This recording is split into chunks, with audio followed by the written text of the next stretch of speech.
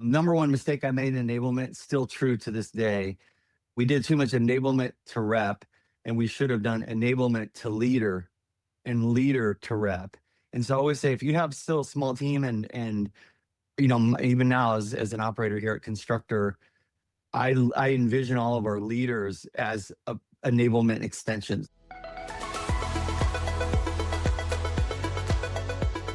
Welcome to the Emblazers Show, where B2B leaders are igniting revenue. I'm your host, Abby Kerr. And on today's episode, we're taking you back to a fireside chat between Tim Riesterer and Nate Vogel from Constructor that happened at Next Revenue Summit 2026. In this episode, you'll hear why Nate believes that AI will soon be table stakes and why the real differentiation will come from human skills and the customer experience you create. We'll also get into how he treats every leader, partner, and even AI agent as an extension of his enablement team and what that does to his ability to scale impact. But first, let's learn a little bit more about Nate Vogel. Nate Vogel is Global Vice President of Revenue Enablement at Constructor, where he's helping AI-powered e-commerce sellers turn data, analytics, and enablement into real revenue impact. Over the past 25 years, Nate has led enablement teams at companies like Southwestern Advantage, Tableau, Salesforce, Gong, Databricks, and Pigment. That experience gives him a front row view into what high-performing revenue teams need to succeed in today's market. Nate is known for building data-driven frameworks that measure the effectiveness of enablement programs and tie them directly to outcomes. He's also a frequent global speaker and advisor, having shared his expertise in more than 40 countries. In addition, he serves on the advisory board and as a guest lecturer for the University of Washington's Foster School of Business sales program, helping shape the next generation of sales leaders. This conversation dives into analytics, AI, and what modern revenue enablement really looks like in practice. Let's go to the episode right now. For everybody out there, I invited Nate to sort of capstone my section this morning with a fireside chat. Nate has been, and forgive this reference, I'm from Wisconsin, Nate. You're like the bell cow for me. You're like the guy who leads the way. Whenever I have a question about what's next, I know I can kind of get an answer from you because you've already been there and you're already trying it. So I thought we could wrap this morning up with you and just get your viewpoint. I mean, you've done this at some of the hottest companies in the world, Tableau, Salesforce, Gong, Databricks, and now you're at a very cool technology for e-commerce. It's a hot space to be in, obviously. So we're going to talk about what's the what. But again, you would introduce me to technologies surrounding AI that I didn't even know how to pronounce, and you were already working with them. I'd love to just sort of start out. My opening question, my opening gambit for you is, what are you looking at right now? And the whole thing has been about how are we balancing AI with the human in the loop? Human interactions are still being prioritized, but we know they're being driven by AI. So just kind of talk to me about that marriage between human and AI. I know you're taking that very seriously. Yeah, first of all, good to see you, Tim, as always, and thanks for just you having the opportunity to share your wisdom and expertise. I've known you for a long time, so for all the listeners, I'm sure we're thankful for all your expertise. I think worked with you at Corporate Visions. I think I've been customer 4 or 5 times, so get to know you not only professionally but personally. So good to see you. I thought about this, I think 3 years ago. I was on stage and I was like, AI is going to change everything. And man, I was wrong.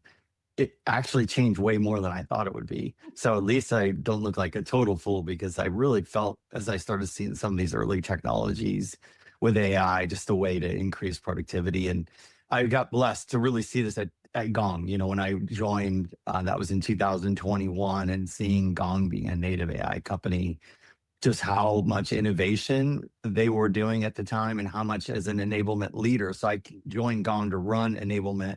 But one of the reasons why I left Tableau, I had tears in my eyes 9 years there, and was blessed to build that team from 3 to 80. And I remember I thought that was a big team, 80 plus enablement professionals. And so Salesforce acquired us and they had 300 enablement professionals. And this, of course, was before AI and tools that really helped increase productivity. But I really started seeing that when I joined Gong, where I could see not only Gong, but other technologies coming up where you could increase productivity. And 3, 4 years later, it's completely changed the game. And one of many reasons why I'm staying still in the space and not consulting or teaching, and maybe we'll jump into some of those topics, is I really feel it's fun to be an operator right now using both humans and AI in, everyday world from an enablement perspective. Give you one specific example, then we'll keep going. I remember doing, as those teams were, as I was building, having one-on-ones with team members every week. And then I would have, by that time, with 80 plus enablement professionals, I had 7, 8 leaders. I actually had a team of professionals that ran all the tools. But really over the last year, I've reversed the model. I'm having one-on-ones with team members still. I'm having one-on-one with tools every week. And I'm having one-on-ones with agents. Now having agents run analysis, data, things I'm wondering about. So it's really a fun time. In my opinion, I think it's fun. But being able to start using not just humans, but thinking about tools and agents all as part of the overall ecosystem that I have to help run enablement. And so anyways, there's just one example of something that I feel like has shifted, especially in the space that heads enablement. Whether you have a few people on your team or large teams, still kind of that model shift is good. I love that. So far, sometimes today with some of the larger enterprise companies we've had on here, everybody's like, I'm just a team of one. How do I do this? Well, your tools and your agents are now part of your team and you can have one-on-ones with them. But I mean, that you can expand your team through the technology that's available to you. That's right. And by the way, when people say this to me all the time, I always say, and I remember, at Tableau, we had 3 enablement professionals when we started, but we had 20 some odd leaders. And so I always say, whether you have a 1-person team, the number one mistake I made in enablement, still true to this day. We did too much, and this is on my leadership, by the way, nothing with my team, but we did too much enablement to rep, and we should have done enablement to leader and leader to rep. And so I always say, if you have still a small team and even now as an operator here at Constructor, I envision all of our leaders as enablement extensions. So yes, we have a few enablement professionals, but 20 plus leaders. So in my head, I feel like I have 23 enablement professionals plus tools plus agents. Yeah, I think that's a great way. I know it took a while for marketing to understand that you can do a lot of brand things, but unless you activate all of your employees in their socials, you're missing out on all the brand ambassadors that you actually have for the company. My brand budget's too small. Well, there's all your branders right there. Same thing, leveraging managers as part of really an extension of the enablement, because that's literally part of the job description. It's a great mindset to think about. How do you think about expanding your team and your leverage? That's right. When we were preparing for this, we don't have to prepare. We can do this off the cuff. But That's right. I asked you a question about AI and humans, and you told me about your experience at the Sphere in Las Vegas as a way to explain it. You should share that with everybody because I thought that was brilliant. For team, I was at Las Vegas last week for our big conference. So folks don't know what Constructor is. It's a AI e-commerce company. It's been really cool joining them in the last few months. And one of the big events we have is in Las Vegas at Shop Talk. And so we're having another one of those in Barcelona that I have a chance to attend in June. But people keep telling me to go to Sphere. So if you haven't gone to that, you should go. There's concerts there. But we went to the Wizard of Oz. And I will tell you, it was such a cool experience because one, you can look up how much money was spent just on this experience. But many of the things that they did with the Wizard of Oz, so they took the classic Wizard of Oz production, the movie, and put it into Sphere, and they added AI to really simulate a real life experience. So I felt like I was in the Wizard of Oz. But one of the things I thought that was so cool, and Tim and I were referencing this, and I'm still a big fan of Anne, by the way. I think AI is going to change the world. I think native AI companies like Constructor, like Gong, like Databricks, I've been blessed to work with many of them, are going to really change the way we think about AI. But I also believe it's an and that's human in the loop, because at the show, not only did they use AI, but they were using, and I don't want to give everything away, Tim, but they were shaking the seats.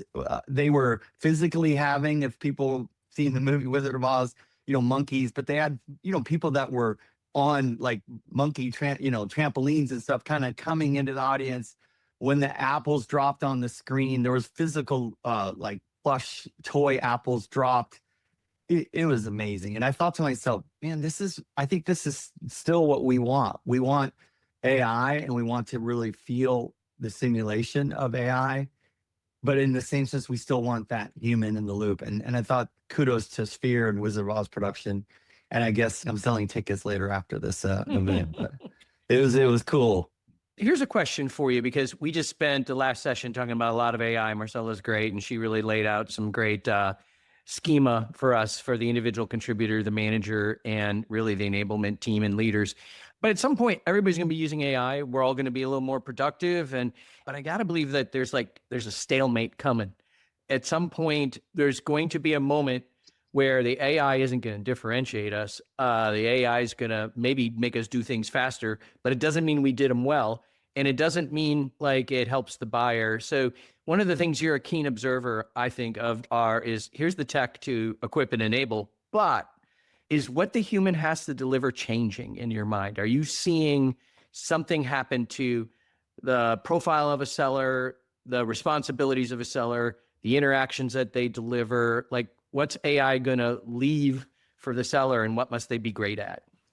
I think one, AI is helping us increase productivity. And we know this right now. I have a 14-year-old coaching and teaching him, and I'm his basketball coach, like being able to see that he can use technology, even use AI now, to be able to really see and simulate some of the best basketball players. You can actually see and ask AI some of the practice sessions for some of the best point guards, as an example of, and he's now using some of this to get that knowledge and be able to increase productivity. And listen, I'm seeing it all over the place, and great technologies. We're seeing it disrupt, and I know Marcel did a good job on this. I think what I'm finding is the soft skills will be the hard skills, because now almost everyone could read a 10K report. Or if I'm having like last week, I was having a meeting with one of our customers, Levi's.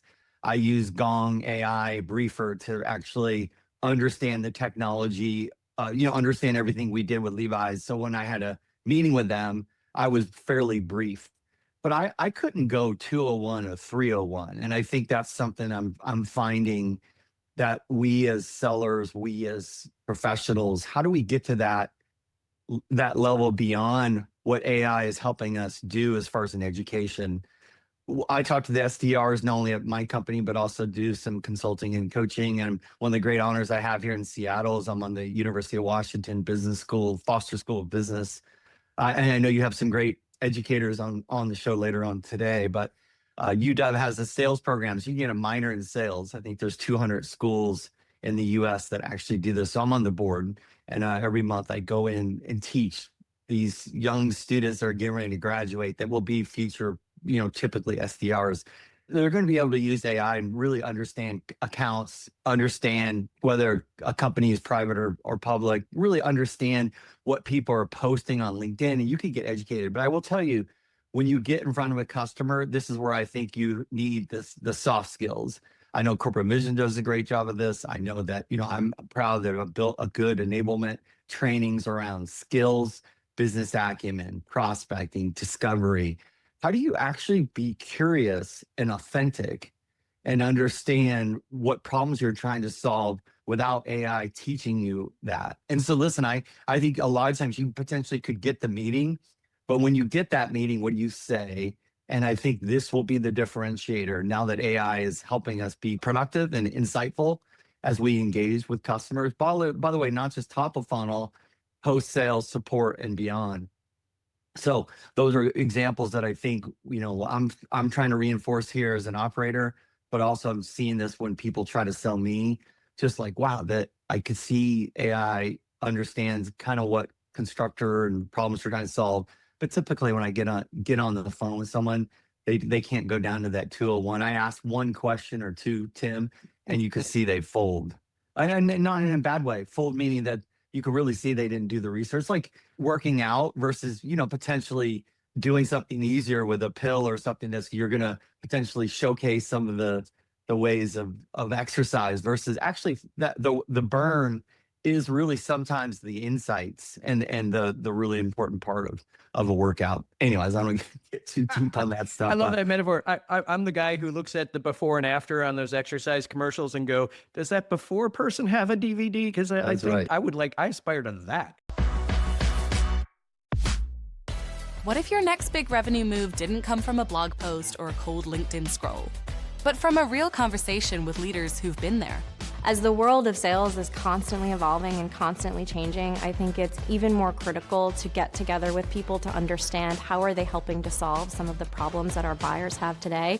Meet Emblaze, a community of sharp B2B minds, CROs, CSOs, rising stars, sharing what's actually working in sales, enablement, and customer growth. We always find a lot of value in the partnerships that we're able to form with some of the other great organizations that are part of the team here. And personally, I love the opportunity to connect with my peer group outside of other organizations and learn from them and try to figure out if there's things that they're doing that we can pull into our organization and benefit from. Join a monthly forum, dig into science-backed strategy, and get insight you won't find in your feed. Start your Emblaze journey today at emblazegrowth.com. We think about, AI helping us run a more efficient, more productive engagement, prepping us better. And then we go in front of the customer virtually or in person. And my argument has been that running the engagement so that you have a predictable, forecastable, manageable pipeline, so awesome, so necessary. But that isn't going to create a difference in front of the customer. Like, you have to build and create a special experience yet. And that list of things that create that experience, and then that experience is what is going to set you apart, because your process is pretty much similar. Your products are pretty much similar. So talk to me about, I know you believe that sort of the superpower of sellers is going to land in that area of creating a differentiated experience. Yeah, and I think it's an and I keep saying this. I'll give a couple other shout outs to some of the companies I get a chance to serve with. So I'm on the advisory board of two really cool AI companies, enablement companies. One is called Arist, and the other one's called Letter. And one of the things I'm trying to do when I spend time with some of the leaders there is, like, their technology is helping people. Arist is a good example. They want to meet the sellers where they're at. So they believe that they're going to do just-in-time enablement.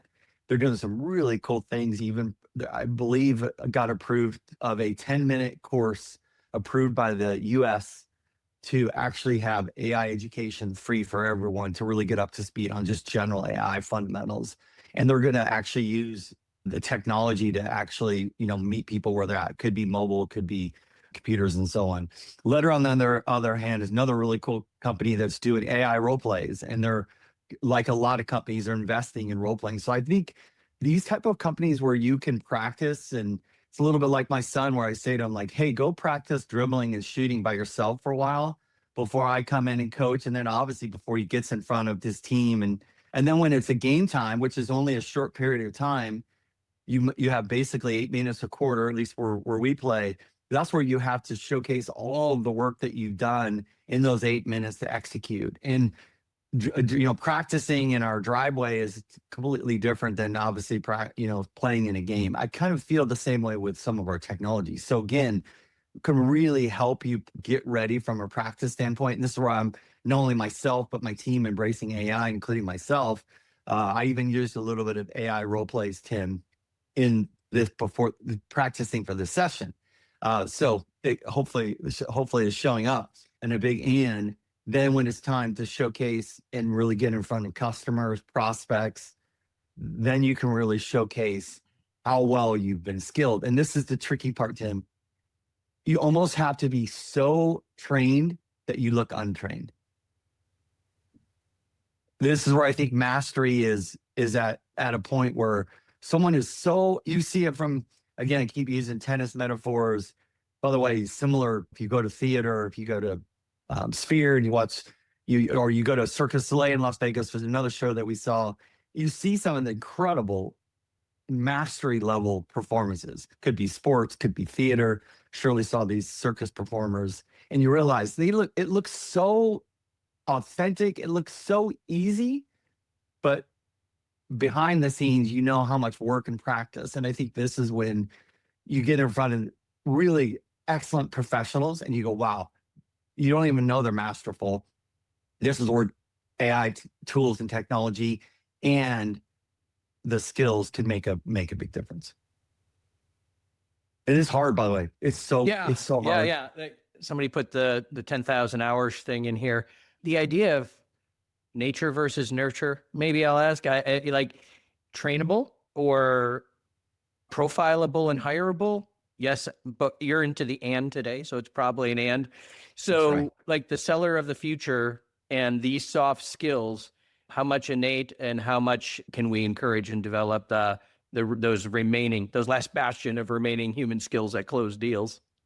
No question. I mean, Marcel hit it. I mean, there's going to be, obviously prompt engineering. There's going to be coding yourself. There's going to be using these technologies to gain insights.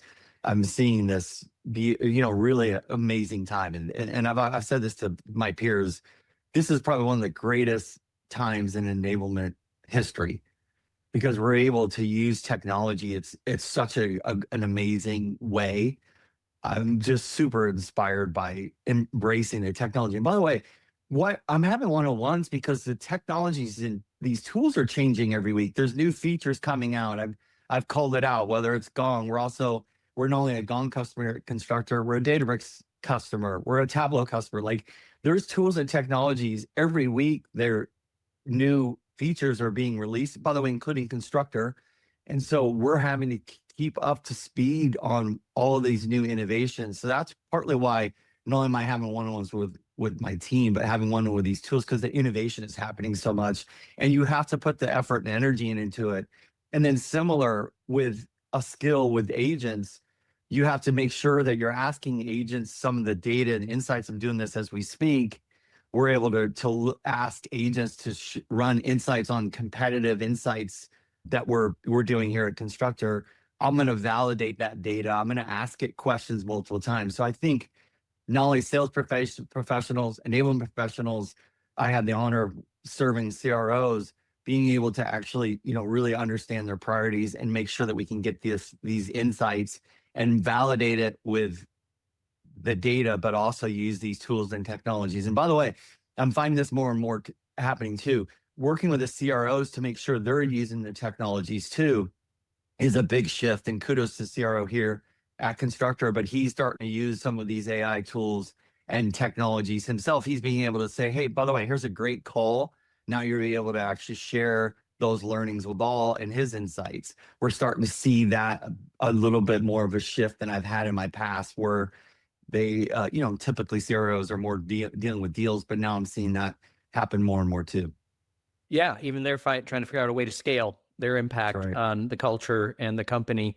So what other observations are you seeing from maybe old school things that are now more important? I'm thinking like, okay, so Ann Lake was on from IBM and they're moving from product-centric discussions to value discussions, and they're trying to blend now product enablement with value enablement. So it's synonymous.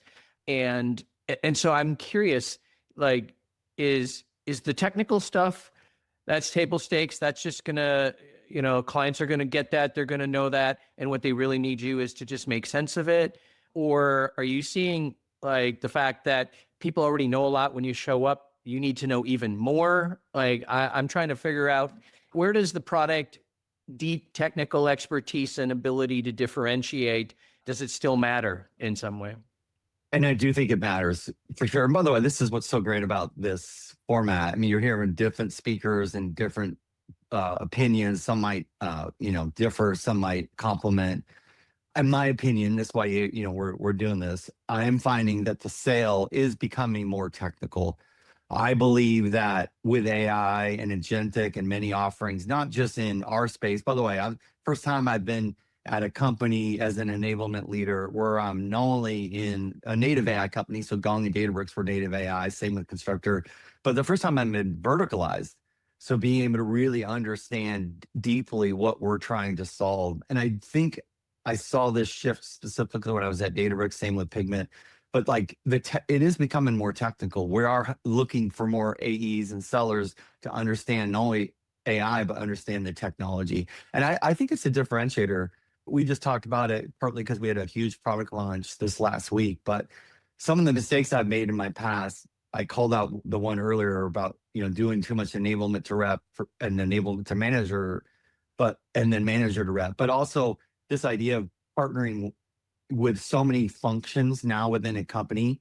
I'm seeing this happen more and more. Early on, when I was at Tableau, you could potentially run enablement and not every department was involved. But now I'm seeing that to be such an important component. I'm a big fan of, and in my opinion, you win together, lose together.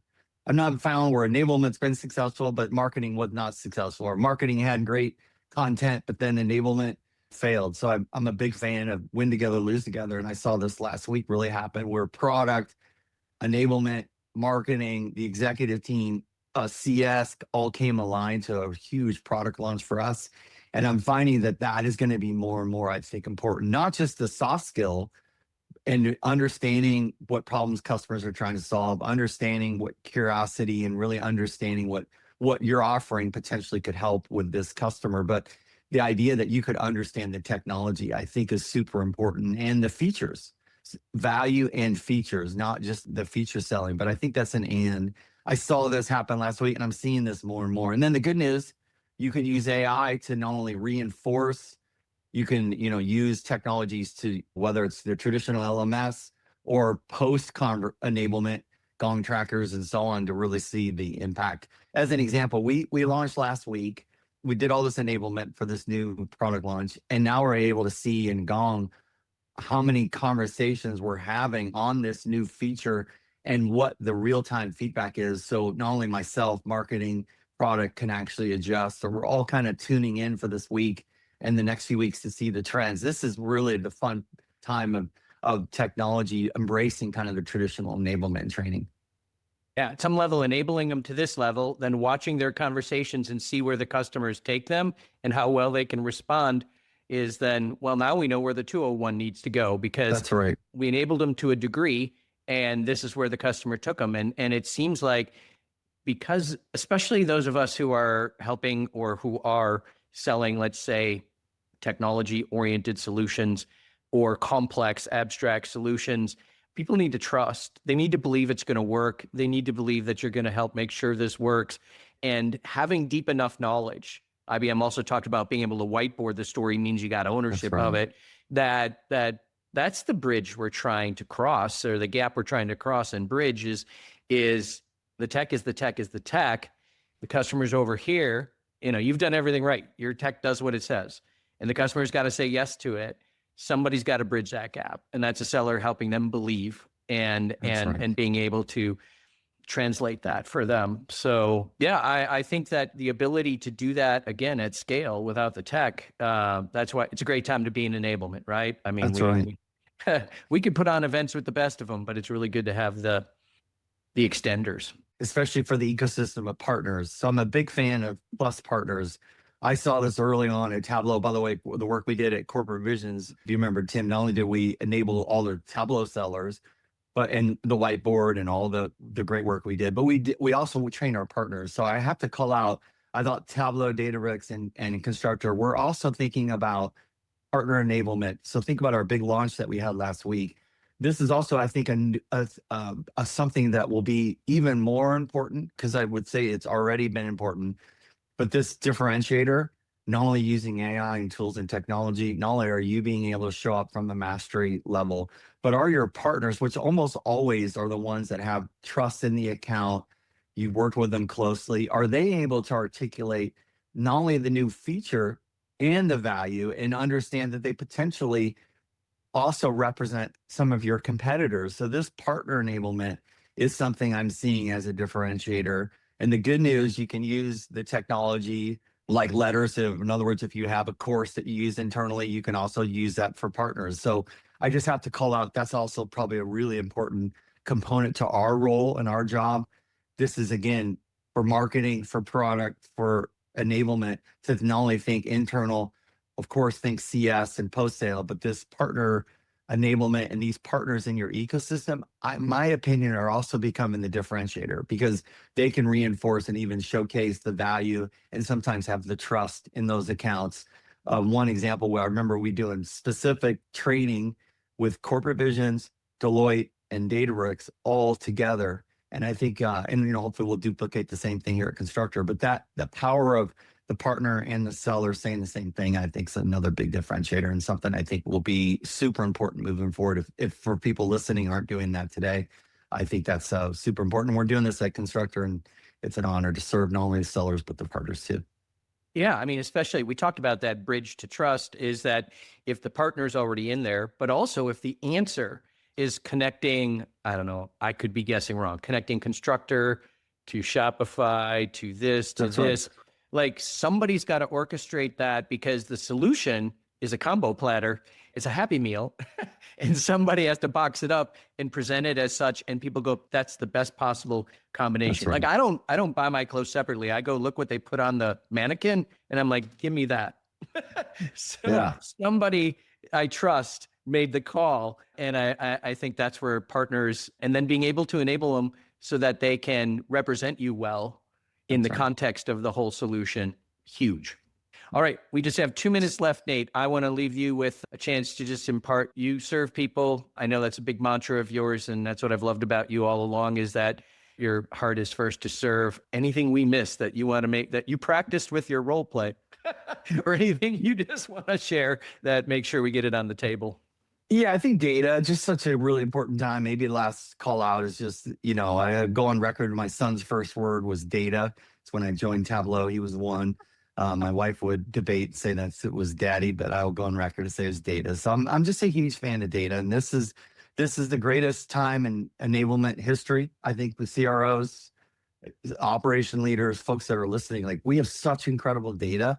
So be able to showcase and be thoughtful of that data. This is why agents, this is why tools, this is why humans in the loop, all of us can come with a point of view to ultimately, serve the people that we get a chance to work with every day. And I think just a reminder and another lesson learned is every conversation I try to have, I try to make sure the data is the one that's showcased the most. But then we can all make good decisions. And ultimately for enablement leaders, we want to not only help the CROs and the people that you serve, but if you do a great job, then of course it helps ultimately the customers. So always good to be with you, Tim, and appreciate all the friendship and congratulations on all the success that you've had. I've looked up to you a lot. We've done all kinds of enablement things together. I think you're one of the best in the business. You've got masterful ways of showcasing your craft. And I've been super impressed, and I've learned a lot from you. Thanks, Nate. It's a pleasure and a blessing to be with you today. Long-lived data is now suggested as a trademark, and you should grab that. And that's right. I think it's in your sign-off. I'm pretty sure on your emails even. That's right. Yeah, that's right. I have not patented that. It's a good idea. Thank you, everyone. I just, maybe try to make some money besides serving. All right. Thank you, Nate. Good to see you. Bet. Always a pleasure. Take care. Godspeed. Thank you so much for watching and listening on your favorite podcast app. Thank you to Tim Riesterer and to Nate Vogel for sharing their expertise and insights. If you'd like to explore what membership in the Emblaze revenue community looks like, please go to corporatevisions.com/community. We would love to have you with us. Thanks, and we'll see you next time.